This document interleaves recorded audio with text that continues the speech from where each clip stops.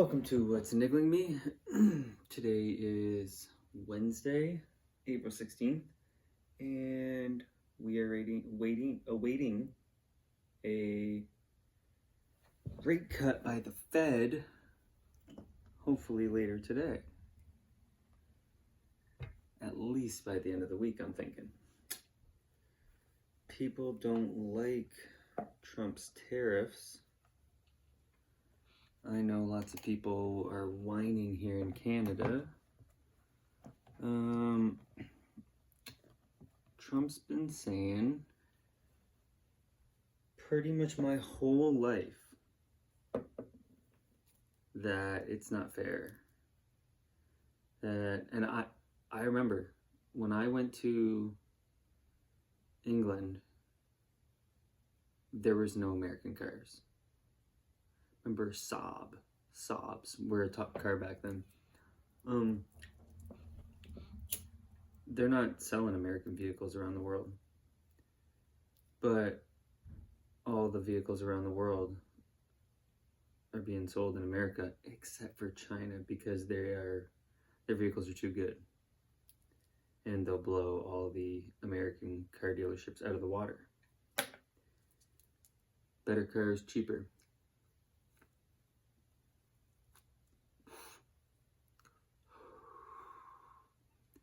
The problem with the Trump tariffs, in my opinion, what I thought was, I've heard him say it a million times. They did it 100 years ago, a little over 100 years ago. They were tariffing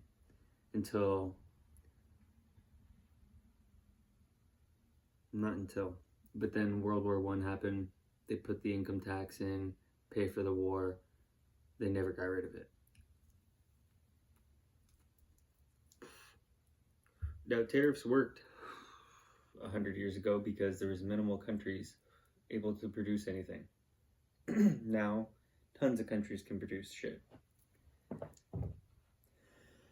The world was a different landscape 100 fucking years ago. But Trump's been saying he's going to do tariffs my entire fucking life. He believes there should be tariffs. He thinks that other countries are ripping them off. He wants companies to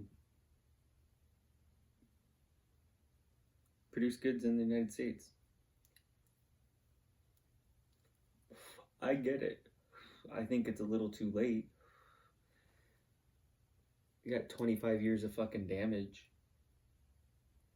of letting countries of slave labor make our goods.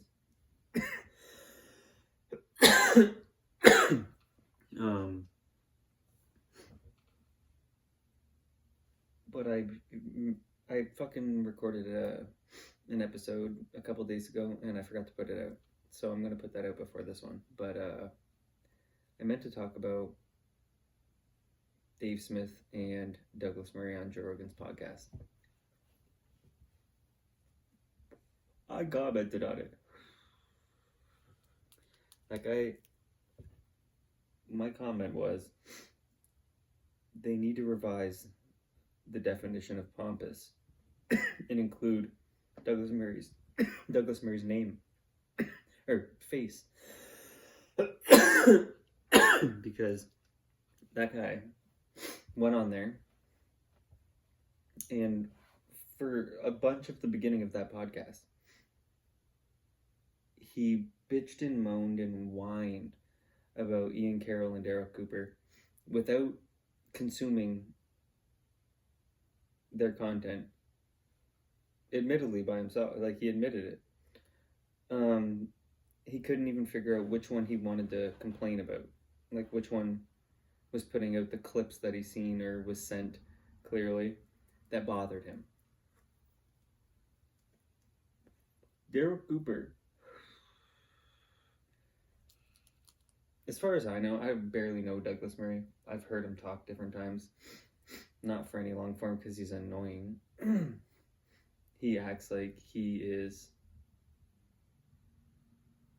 It's because England, we have it, but England, Britain, Europe, they have a class system that is different. The upper echelon, they look down on people a lot more. It's more apparent. In the UK, the elite look down upon other people, and he looks down upon a lot of people. Clearly, he just cons the whole time. He wanted to belittle so many people. He's an intelligent person, but he's a jackass.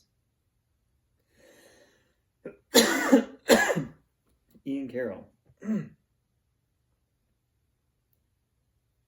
You might not like what he says, but he's investigating these things. He's not stupid either. He's a pretty smart fucking guy. Both him and Daryl are pretty smart. Daryl is extremely smart. That's what's funny. I've listened to a lot of Daryl stuff, unlike Douglas Murray. And Daryl, he was in the Navy from a young age. But I don't, and if you try to look him up on the internet, it's just constant negative stuff about him. But he's not some dummy. He was in the Navy, from what I can tell of different episodes I've heard from. Like, he's got a military service. He's not fucking dumb. He's not just talking out his ass. It seemed like he was in intelligence. Like intelligence retrieval.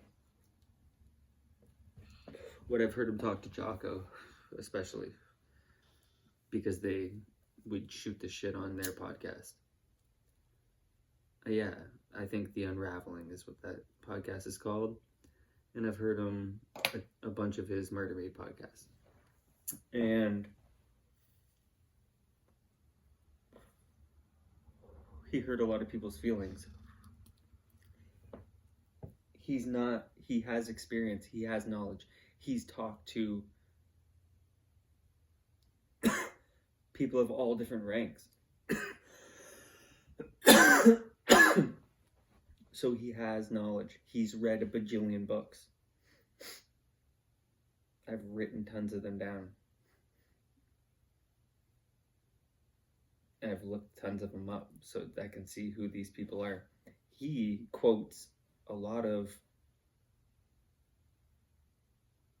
democratic people.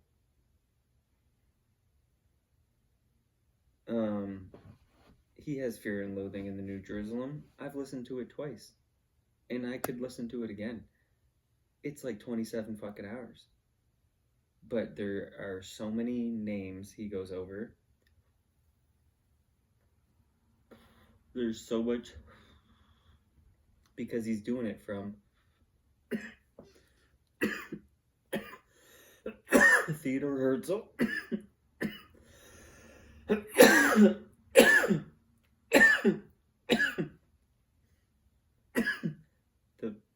the Zionist pioneer up until they're gonna get Israel. Up until they get Israel. And Douglas Murray's fucking argument constantly doesn't go back. You know, Dave Smith talked to Lex Friedman before, and that was a way better conversation. Way better conversation. Because Lex Friedman is clearly pro-Ukraine, pro-Israel. Not even pro isn't the right word. He is against, I don't know.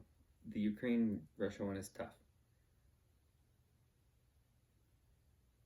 But he is for Israel, 1,000%.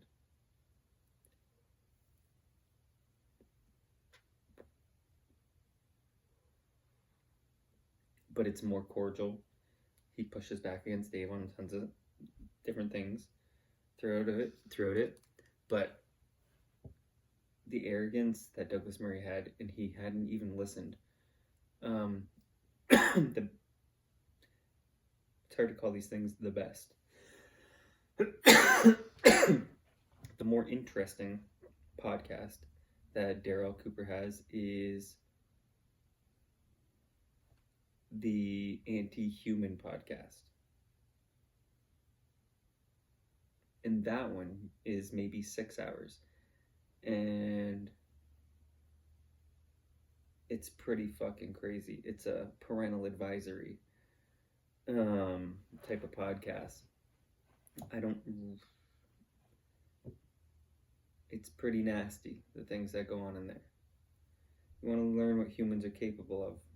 I learned a lot about what humans are capable of.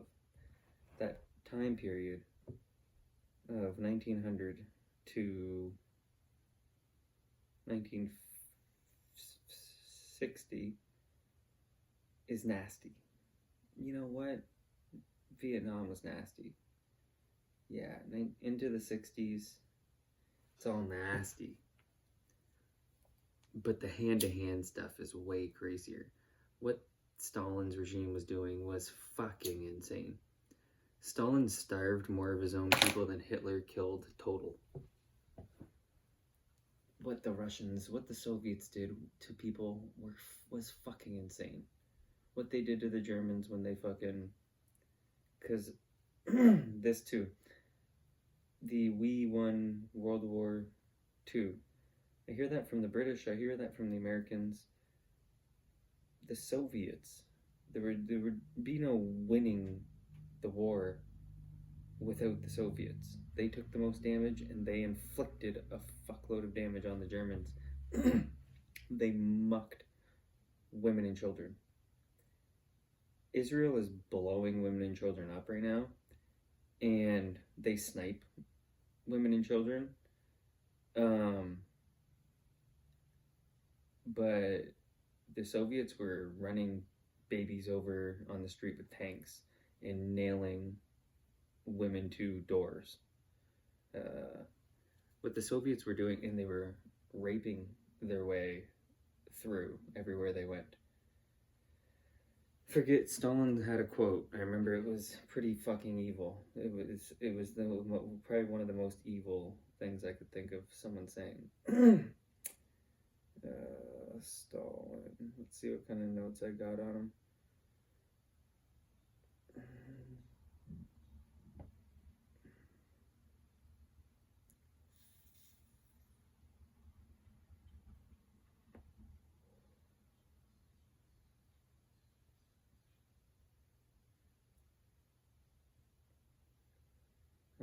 I'm unsure.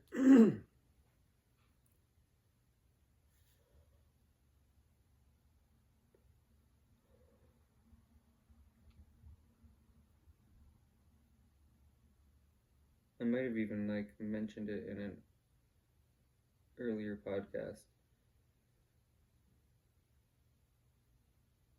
People would go blind from hunger. He was starving people, lots of them. You want to know what I got here?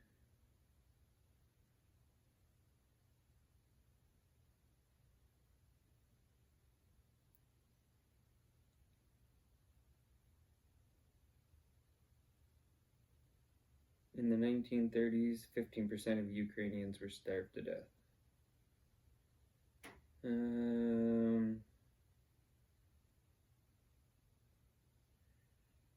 Women nailed naked to barn doors and farm carts after being raped and then used for target practice. They were crushed by tanks after being raped. People were mutilated so bad you couldn't tell the gender. They crucified people. They would find bullets in babies' heads or their heads mashed in, tied to the back of tanks and dragged to death. They chopped into people's heads and used bayonets. The lucky ones got bullets in their heads. Rode through Nemmersdorf. Let me Google it. It's been a long time since I looked this stuff up. What am I Googling? Rode through Nemmensdorf.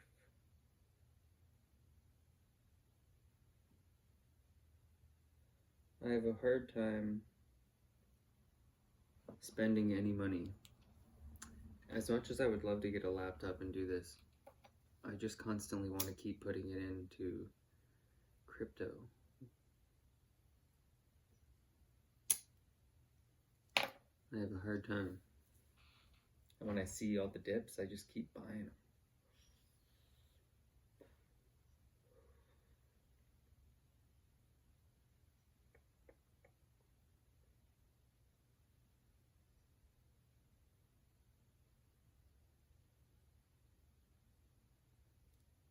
They're not going to tell me anything, eh? They're just going to tell me about the bike lanes in Nemmensdorf, whatever. But that's where they were going through.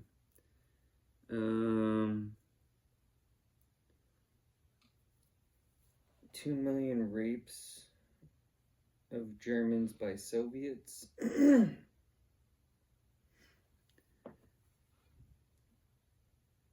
In Czechoslovakia, there was a German cleansing. They had to shoot the kids because after shooting the parents, who was going to take care of them? There were 12 to 15 million Germans ethnically cleansed from Eastern Europe by the Soviets. Easily double what Hitler took out. Nobody taught us this in school. I don't know why. I had to fucking go learn by myself.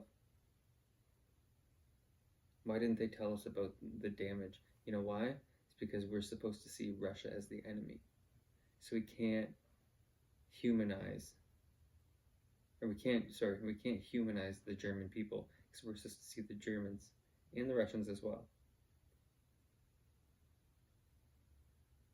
We're not supposed to know what happened to the Germans by the Soviets. Why wouldn't they tell us? It's easy bait. But we're supposed to see the Germans as so bad for what they did to Israel. But what happened to the innocent people afterwards was fucking insane. Then I hear people say that we won World War II. Nobody fucking won.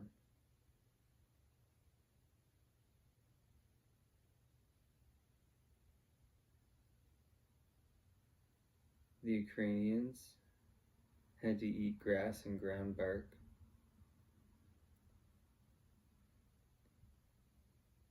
These people were eating cats and dogs, birds and worms, leaves and bushes.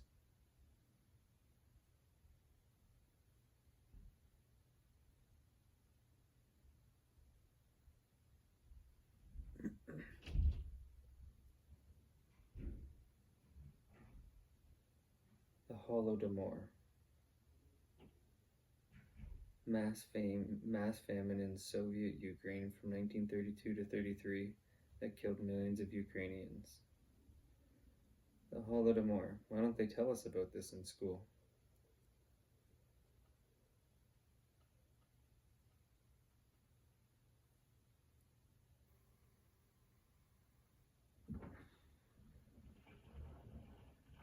There's hardcore communism going on there. That's why they just starved them out.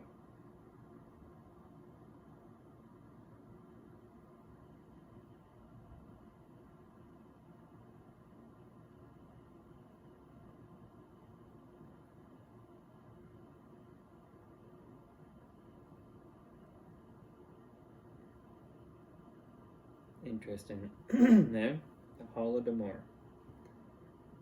We heard about the Holocaust, but not the Holodomor. Why not?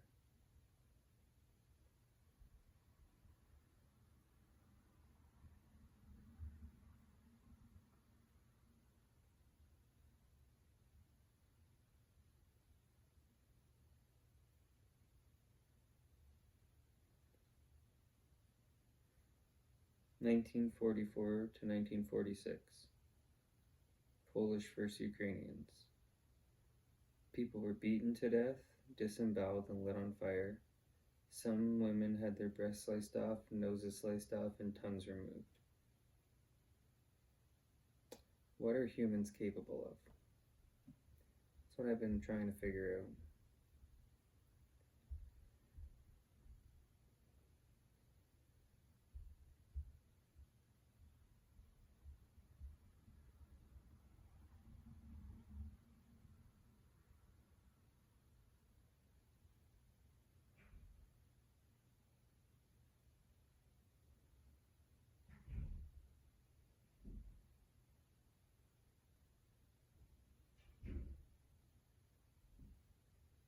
Soviet slaughter of creations.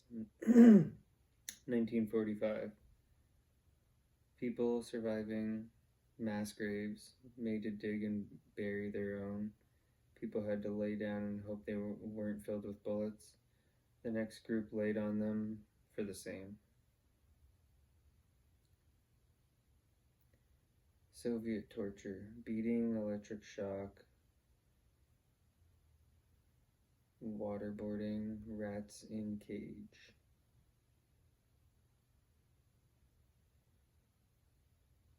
They would show the dead body. They would shoot people in a mass grave, and then show children to see if there was any emotion. If found, they would hold a grenade to their head in order to not get what? If found, they would hold a grenade to their head and blow their heads off so that they wouldn't have to go through the torture by the Soviets.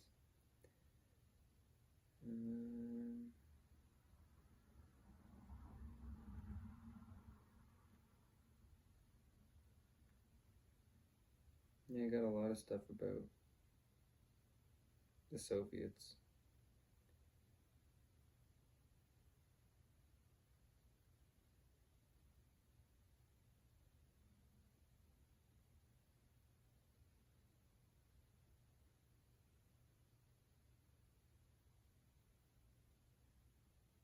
They worked on how to break a person.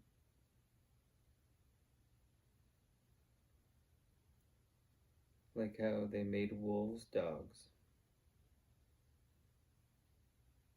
Domesticating people. That's what they were doing. The Soviets were domesticating people. Doing experiments in Romania. Revert a person to a newborn. They rounded up all the activists and then so that's where the mind control stuff was going on before the MK Ultra stuff that's real popular to talk about. They were doing it beforehand.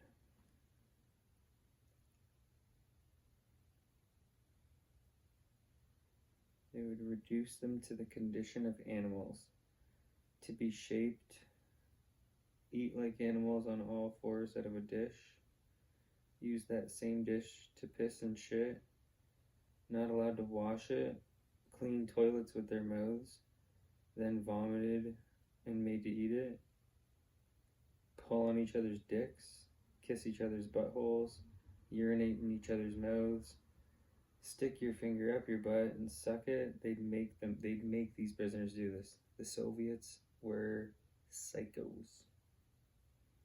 Prisoners watched new prisoners. If a prisoner said they showed any sympathy, the guard would be sent back to square one of the system. Forced to suck each other's wieners, sodomized with poles. People would jump off balconies if given a chance to kill themselves. A guy tore his veins out with his teeth, so then the rest had their teeth knocked out.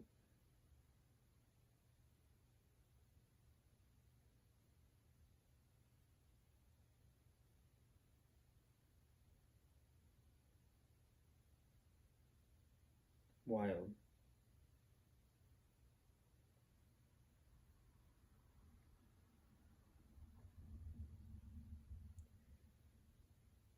Wild. What are people capable of?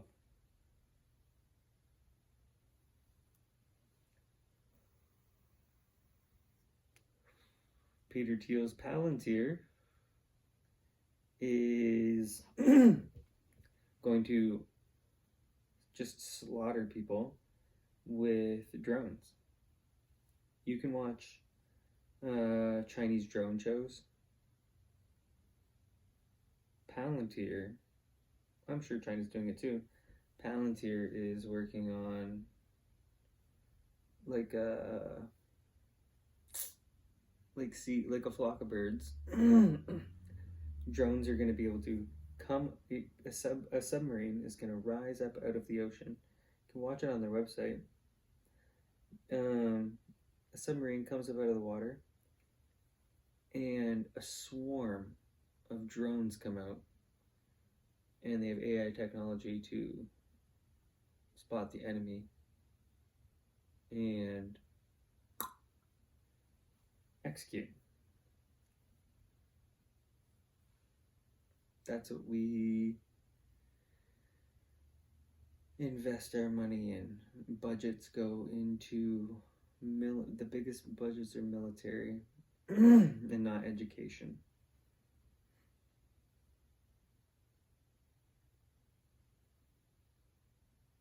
Palantir just develops killing machines. And Palantir's a little bit different, where they develop technology they believe that's going to be wanted and then get the contracts.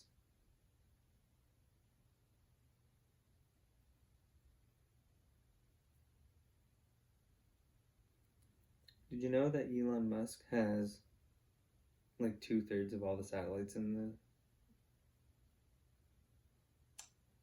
orbit, low Earth orbit?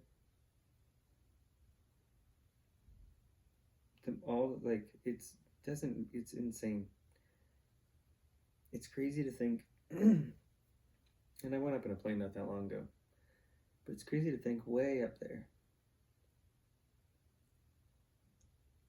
there are tons of satellites whipping around the Earth, apparently. Like, I don't know how many, 10,000? How many satellites? But Elon's launching these things constantly up there. Yeah, I know he thinks he's going to get there. It's like 40,000 fucking satellites up there. I think it's a disaster in the future. How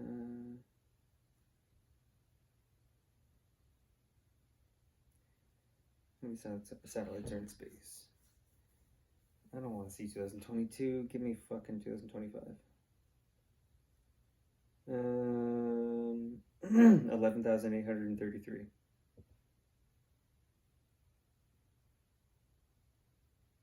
Most are Elon Musk's.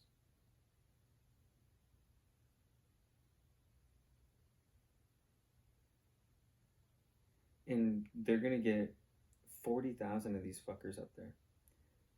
Elon is going to own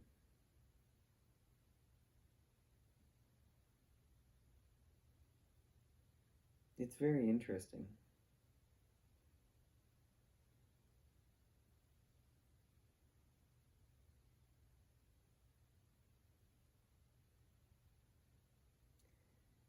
China's got some it's so interesting.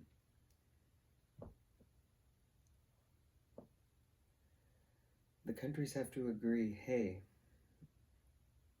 we're going to launch one up there that's not going to interfere with yours.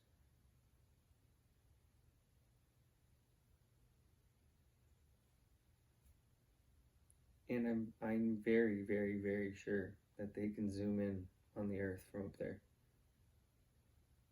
Very sure. Those SBIR systems are up there. The Lamb guy that I was talking about recently, the guy that's bringing back extinct animals, he developed software for satellites up there.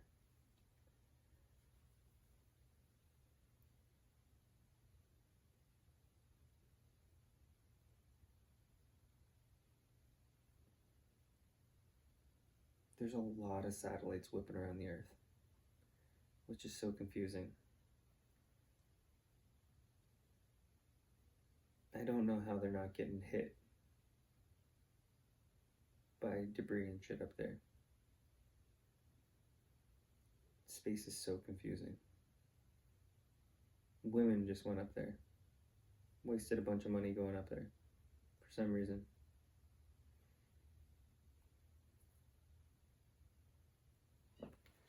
Let's see what I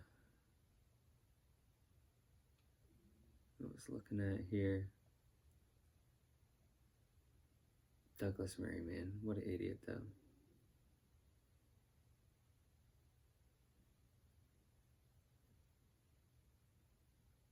What an idiot, Douglas Murray.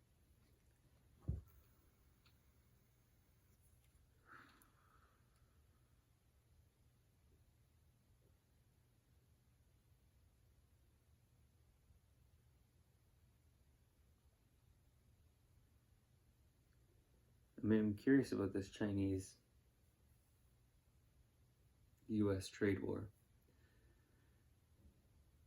China has,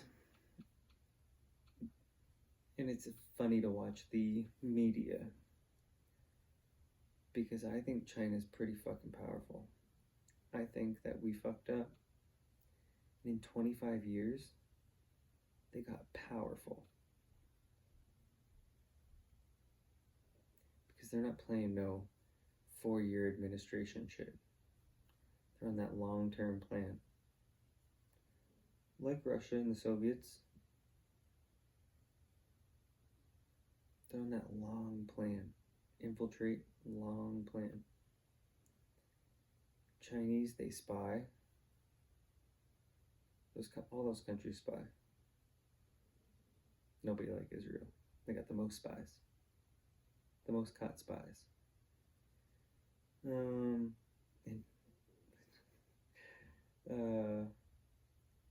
executed though, like the Russians. Oh, Republican fucking, I don't know, former senator, Curt Weldon. And I've heard this guy mentioned before.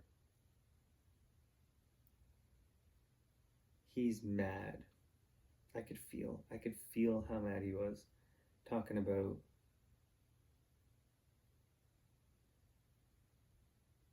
"9/11".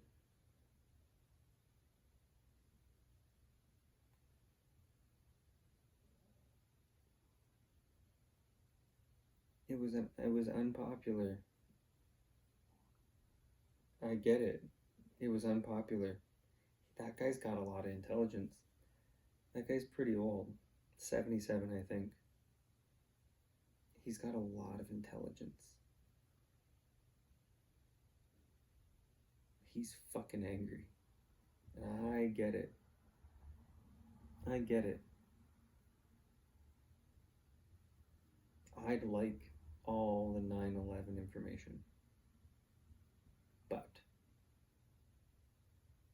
I think it's like the JFK one. But there's 9/11's real crazy because lots of people are alive still. The craziest is like, I heard 2 women before. One that lives in Canada. I think it was a CBC thing or something years ago. Or no, maybe it was last year. The other one I've seen multiple times. I forget what that one woman's name is.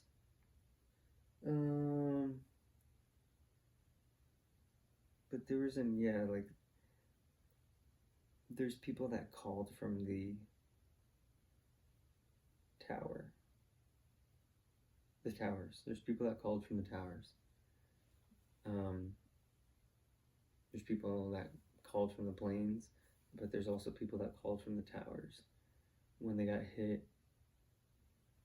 And then I've heard interviews of those people's spouses, which is crazy. talk to them before they disappeared in the towers. It's pretty crazy. The one woman, though, I heard years ago, she's got a website. I must have it.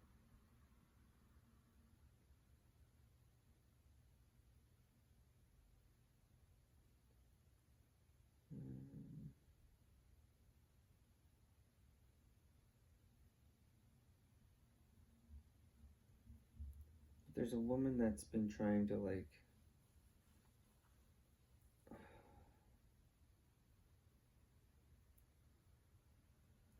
she wants all the documents released, but for the families, like, the families never got a resolution of what happened. There's a lot of families. Let me find this woman's name. Hopefully. I don't know if I can find this woman's name. Let's see.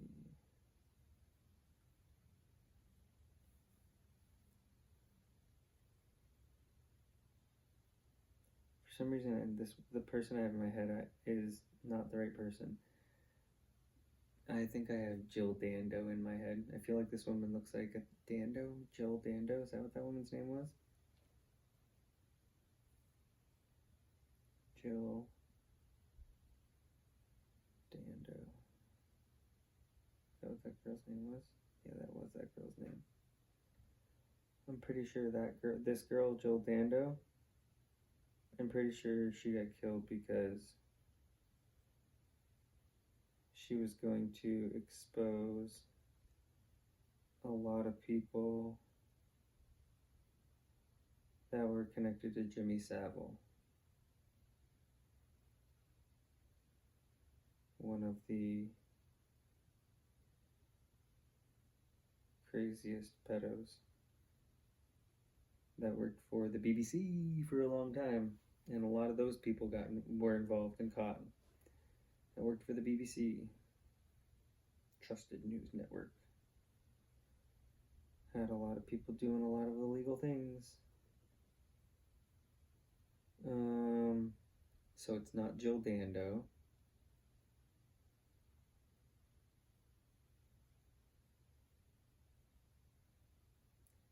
I wonder what that girl's name is. But 9/11 Families United. 9/11 Families United. It says, for more than 20 years, the U.S. government has kept thousands of pages of evidence that will help us answer to these questions. Recent disclosures have only increased the urgency of full transparency, but many of these documents are still being kept from us all.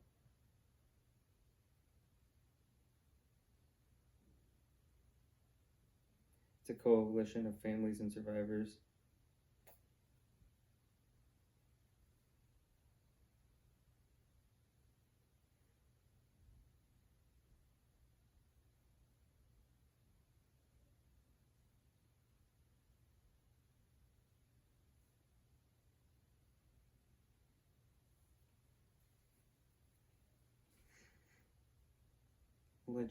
Legislative action.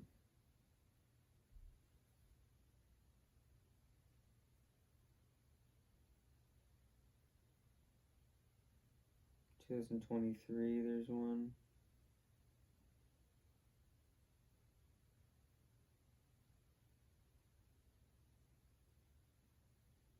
I'd like Terry Strada, that's the woman's name.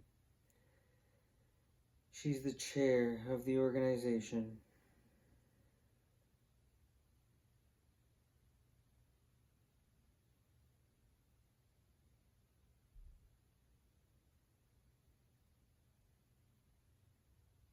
Over 10,000 people in this community.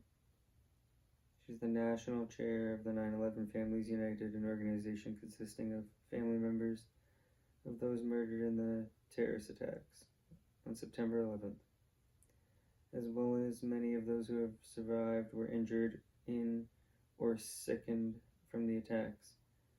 Because a ton of the cleanup people got nasty cancers from the asbestos and whatever else were in those buildings.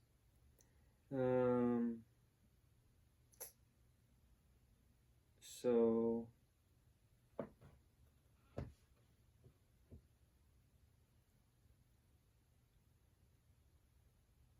they are going after Saudi Arabia.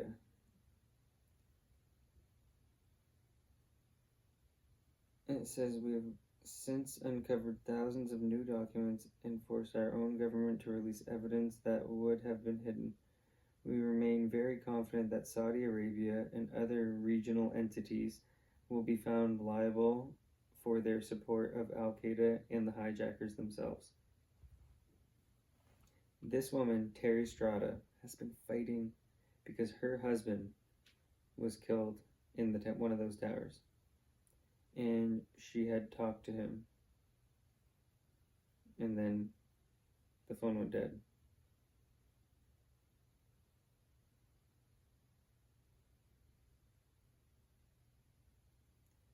Pretty fucked up.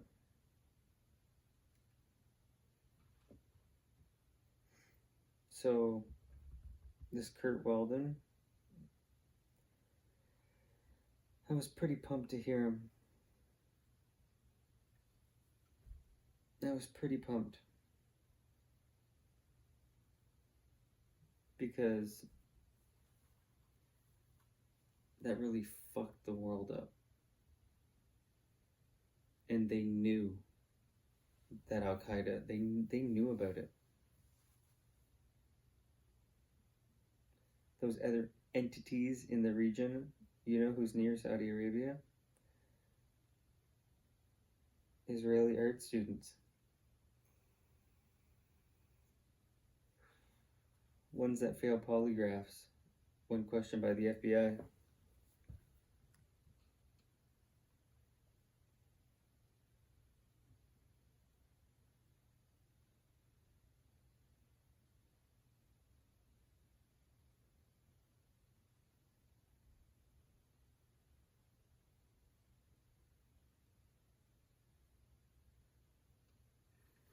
I'm almost done Mark Carney's book. I'll finish it today. I'm almost done. Then I gotta try and put together the long, it'll be a whole episode of audio from his book. It's fucking brutal. DEI, ESG, net zero economy,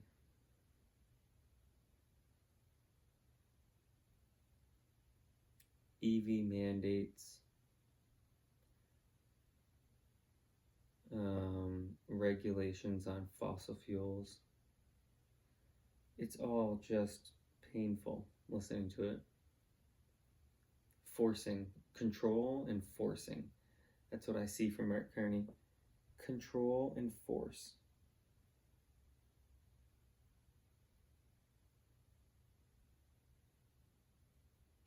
And if anything I'm saying is incorrect, you feel free to refer me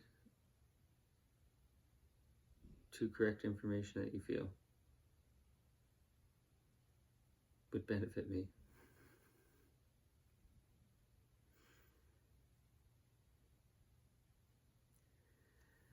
So I'll say Noam Chomsky, Albert Einstein, Norman Finkelstein, Glenn Greenwald. Those guys seem pretty smart.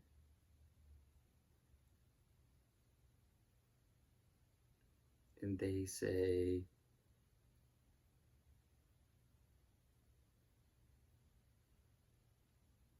it seems they say Israel's a bad idea.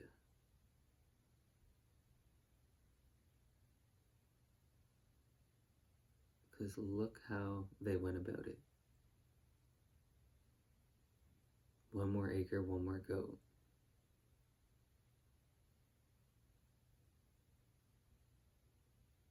Hannibal directive.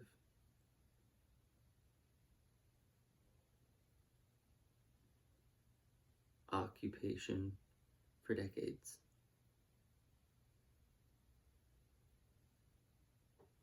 strategically not wanting to have an election until you get a majority. There was a long period of nobody wanted to go to Israel. The Jewish people were comfortable in their European countries they lived in. They were not Semitic people. They didn't even speak the Hebrew fucking language. They were happy in England. They didn't want to go to the desert and fucking build houses. They had to convince them. How do you convince people?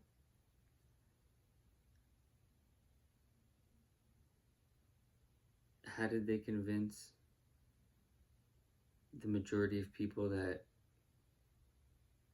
bombing Iraq and Afghanistan and going in there, how did they convince them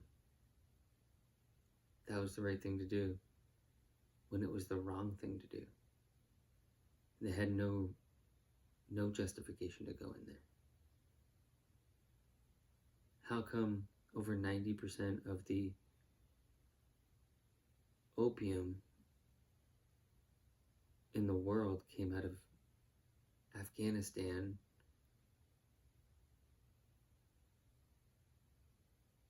while the United States was there? Yet pharmaceutical drugs were on the rise the whole time that their ingredient is opium.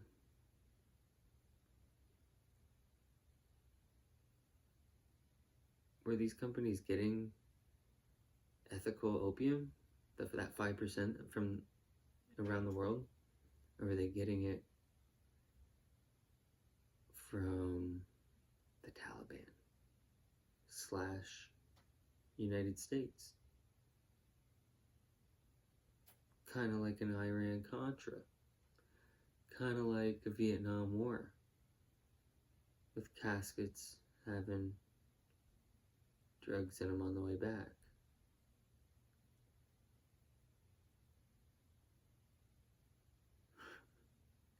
Kind of seems like the United States government, part of it, branches,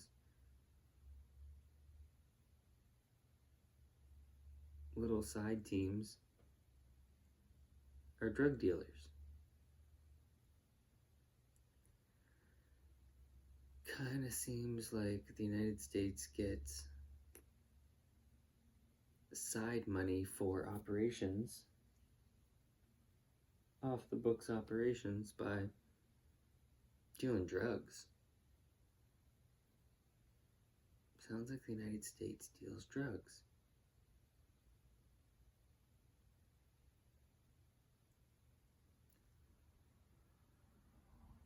And false flags, man, those things have been going on for a long time. I think there's been a lot of false flags in the last 100 years. Hopefully I'll get to rip one of these with my brother when he's back from Georgia soon. Deuces.